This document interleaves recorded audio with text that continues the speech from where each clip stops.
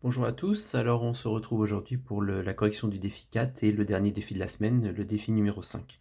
Alors dans le défi numéro 4, il y avait c'est une sorte de problème ouvert en fait, où il y avait 3 catégories, donc les personnes qui devaient déterminer l'aire du triangle ici, en fonction de X, c'était les élèves qui avaient une moyenne comprise entre 9 et 12 ou 13 en fonction de la classe. Donc l'aire du triangle MND, pardon, qui est blanc ici, est égal à l'aire du grand carré, moins l'aire du triangle vert, moins l'aire du triangle rose, moins l'aire du triangle bleu. Donc l'aire du carré ABCD, les trois aires se retrouvent ici. Donc l'aire du premier du carré, c'est 6 fois 6, 36. L'aire verte, c'est la base fois la hauteur, parce que c'est un triangle rectangle. Donc base fois hauteur divisé par 2, donc 6x divisé par 2.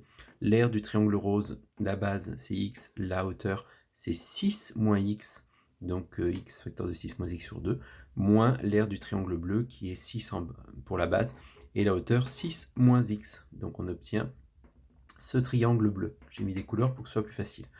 Et donc on obtient 36, bien sûr. 6x divisé par 2, ça fait 3x. Le x fois 6 divisé par 2, ça fait 3x. Le x fois x divisé par 2, ça fait x carré sur 2. Et le signe, c'est moins par moins qui fait plus.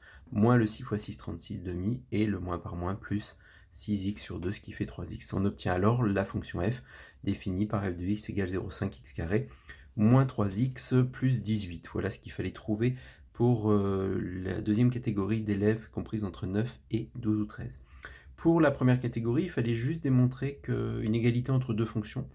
Donc il fallait partir du membre de gauche, 0,5, du membre de droite, 0,5 facteur de x moins 3 au carré, plus, alors il y a un carré, faites attention, plus 13,5. Il suffisait de développer. C'est une identité remarquable, donc x carré moins 6x plus 9, plus le 13,5. Quand on développe, on distribue le 0,5, on obtient 0,5 x carré, moins, alors multiplié par 0,5 revient à diviser par 2, donc c'est la raison pour laquelle on obtient 3, plus 0,5 fois 9 qui donne 4,5, plus 13,5. Et enfin, le 0,5 x carré moins 3x plus 4,5 et 13,5 donnant 18, on obtient exactement la fonction f qui est écrite au-dessus. Et enfin, pour la dernière catégorie d'élèves qui avaient plus que 12 ou 13 selon la classe, eh bien, il fallait résoudre cette équation. Juste ça. Donc chaque élève avait une seule chose à faire, il ne fallait pas faire les trois. Donc f de x est égal à 14, eh bien vous aviez le choix entre ces deux fonctions-là. Bien évidemment, si vous preniez la première, vous ne pouviez pas résoudre, puisqu'on obtenait une équation du second degré qu'on apprend à résoudre en première. Par contre, si on prenait celle-ci, la forme canonique, c'est comme ça qu'on l'appellera, eh bien 0,5 facteur de x moins 3 au carré plus 13,5 égale 14, c'est f de x. On transposait 14 qui faisait 0,5, moins 0,5, et on obtenait un facteur commun qu'on pouvait factoriser, ce qui faisait x moins 3 au carré moins 1. Et donc on obtenait 0,5 facteur de x moins 3 moins 1, facteur de x moins 3 plus 1 égale à 0. Donc on obtient un produit de deux facteurs, voire même de trois facteurs qui est nul. Donc on obtient x égale 2 et x égale 3. Les deux solutions étaient, x égale 2 et x égale 4. Les deux solutions sont 4 et 2. Voilà ce qui termine le défi numéro 4 des secondes. Le défi numéro 4 des élèves de Terminal S, vous deviez en fait dans ce défi dresser le tableau de relation complet de la fonction f. Donc vous aviez deux fonctions un petit peu différentes. C'était des fonctions trigo dans les deux cas. La dérivée de cosinus de 2x à lui tout seul vous donne 2 sinus de 2x avec un petit moins, donc moins 2 sinus de 2x. Comme il y a un moins devant, il y a un moins 2, ça devient plus 4 sinus de 2x. Et il se trouve que le sinus de 2x, c'est 2 sinus x cos x. Donc on obtient du coup 8 sinus x cos x. Donc 8 a pour signe plus. Sinus x, quand on regarde le cercle trigonométrique, est positif de 0 à pi. Donc de 0 à pi, le sinus est positif. Et de pi à 2pi, le sinus est négatif. Le cosinus, lui, il va être positif de 0 à pi sur 2, puis négatif de pi sur 2 à 3 pi sur 2, en s'annulant en pi sur 2 et en 3 pi sur 2, puis positif. Et enfin, quand on fait la règle des signes, on obtient plus, moins, plus, moins. Et donc croissant, décroissant, croissant et décroissant. L'image de 0 se calcule en prenant la fonction f ici, en mettant 0, 2 fois 0, 0, cosinus de 0, 1, 3 moins 2 fois 1, ce qui fait 1 à la fin. L'image de pi sur 2 se calcule de la même manière, on pouvait faire les 5. Voilà ce qui terminait l'exercice qui était pour les élèves ayant une moyenne inférieure à 13. Maintenant, pour ceux qui avaient une moyenne supérieure à 13, la fonction était un petit peu plus compliquée. J'invite toujours ceux qui ont une moyenne supérieure à 13 à faire l'autre exercice, et inversement, pour ceux qui ont une moyenne inférieure à 13, à faire l'exercice un petit peu plus difficile. Maintenant que vous avez la correction, vous pouvez vérifier. Je vous rappelle que vous aurez une petite évaluation à la rentrée sur les défis qu'on aura fait pendant tout ce confinement. La dérivée de g, donc voilà, pose pas trop de problèmes. Le sinus se transforme en cosinus et le 2 passe devant. Et la dérivée de x, c'est moins 1. Donc il n'y a pas de souci. La difficulté, ça va être pour le tableau de variation. Donc 2 cosinus de 2x moins pi sur 3 moins 1. Quand est-ce que c'est nul? Eh bien quand le cosinus de 2x moins pi sur 3 est égal à 1,5. On transpose le 1 et on divise par 2. Ensuite, on obtient alors deux angles possibles. Le 1,5, on le retrouve ici en rose. Pi sur 3 ou moins pi sur 3. Donc je l'ai symbolisé par ici, pi sur 3 et moins pi sur 3.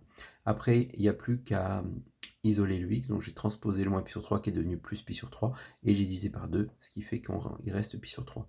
Et ici, on transpose le moins pi sur 3, il reste 0, et on divise de 2 capi par 2, il reste capi. Donc à nous de déterminer tous les angles possibles entre moins pi et pi qui annulent la dérivée. Eh bien, on a déjà quand k vaut 0, on a 0, quand k vaut 1, on a pi, quand k vaut moins 1, on a moins pi. Et c'est tout. Et on a pour l'autre, quand k vaut 0, pi sur 3, quand k vaut 1, on sort de cet intervalle, quand k vaut moins 1, on est encore dans l'intervalle, c'est moins 2 pi sur 3. Maintenant, pourquoi la dérivée est positive, négative? Il suffisait de me justifier un seul intervalle, ça me suffisait, mais correctement. J'ai des élèves qui ont écrit plus petit d'un côté, plus grand que l'autre. C'est quelque chose qu'on voit jamais en mathématiques. Donc ici, par exemple, je prends la mesure de l'angle entre moins pi et moins 2 pi sur 3. Je multiplie. Alors l'objectif, c'est d'arriver à la dérivée, en fait. Donc on doit passer de x à la dérivée pour savoir le signe. On voit ici, par exemple, que c'est positif, que c'est compris entre 0 et 1, d'où le plus. Alors on multiplie par 2, puis après on enlève pi sur 3, puis on prend le cosinus, on multiplie par 2 et on enlève 1. Voilà le cheminement qu'on va faire. On multiplie par 2, on enlève pi sur 3, donc ce qui fait moins 7 pi sur 3 et moins 5 pi sur 3. Et là, je cherche la valeur du cosinus. Et bien, il suffit de faire un petit cercle trigonométrique. Moins 7 pi sur 3, il suffit de compter à l'envers, donc moins 1, moins 2, moins 3, moins 4, moins 5, moins 6, moins 7 pi sur 3. Et de la même manière, moins 5 pi sur 3 est ici. Donc l'angle est compris entre moins 7 pi sur 3 et moins 5 pi sur 3. Donc ça veut dire que le cosinus va être ici. Donc compris entre 1,5 et 1. D'où le 1,5 et 1. On multiplie par 2 de chaque côté, on obtient 1, 2 cos de 2x moins pi sur 3 et 2. Et donc du coup, on obtient quand on retire 1, la dérivée, ce qui fait une valeur comprise entre 0 et 1, c'est positif, ça justifie le plus. Pour les 5 valeurs qui sont ici, il suffisait de m'en justifier une ou deux, et je mettais les points pour l'ensemble de la capacité. L'image par exemple de moins 2 pi sur 3, il suffisait de remplacer moins 2 pi sur 3 dans la fonction g qui se trouve ici. Donc ça faisait 2 fois moins 2 pi sur 3, moins pi sur 3, moins 2 pi sur 3. Le sinus de moins 5 pi sur 3 donne racine de 3 sur 2. Vous le retrouvez sur un cercle trigonométrique. Moins 5 pi sur 3 ici, son sinus est bien égal à racine de 3 sur 2, plus 2 pi sur 3, et on ne peut pas simplifier cette expression, donc on la laisse telle quelle pour cette valeur-là. Même chose pour la deuxième, je vous laisse regarder. Voilà. Alors, le défi numéro 5 est le dernier de la semaine. Alors, les défis, le défi numéro 5 va récompenser les élèves qui ont été assidus toute la semaine et qui ont bien compris le cours, puisque je vais récompenser 6 élèves en seconde 5 et 6 élèves en seconde 7, 2 dans chaque catégorie comme d'habitude, mais par contre c'est le même défi pour les deux classes. Donc 12 élèves vont être récompensés pour cet exercice-là s'il est entièrement réussi.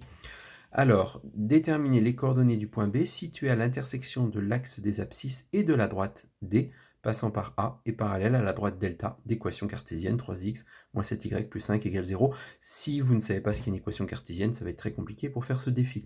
Si vous avez bien suivi tout le cours de la semaine, normalement ça pose aucun problème. Ce sera comme ça tous les vendredis. Ce sera un petit résumé de tout ce que vous aurez vu dans la semaine.